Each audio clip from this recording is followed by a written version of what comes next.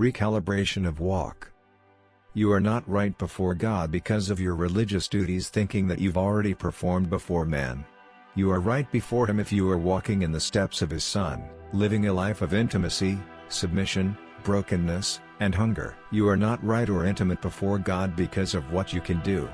You are right before God because you do what He does, hate what He hates, and love what He loves out of a heart that is after His heart. It's not about the amount of prayer time or reading we had, it's about the amount of seeking we had. If you are not seeking and following God in your heart, you are out of your way. The fear of the Lord is not in you. Your body may act righteously, but God searches the heart.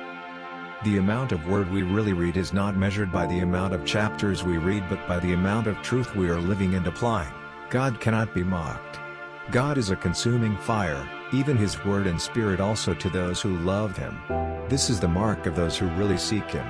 They are not just seeking a Savior, but also a Lord. Not just a Lord, but a God who rules. Living a self-centered gospel is the mark of those who will fall away in last days. For only the lovers of truth will stand in the end, those who love the very truth of the gospel, the truth that sets free, the truth that sets you free from you, the truth that makes God as the center, the truth that follows Him, the truth that denies self, and the truth that is in Him. They that hate the truth hate Him. He that forsakes the truth forsakes Him.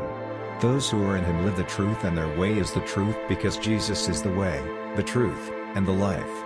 No one comes to the Father except through Him. And with all unrighteous deception among those who perish, because they did not receive the love of the truth, that they might be saved.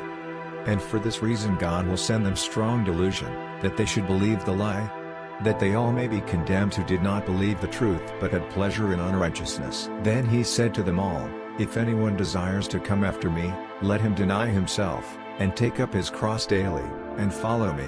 Cherish your very soul, work out your salvation with fear and trembling. Therefore, my beloved, as you have always obeyed, not as in my presence only, but now much more in my absence, work out your own salvation with fear and trembling.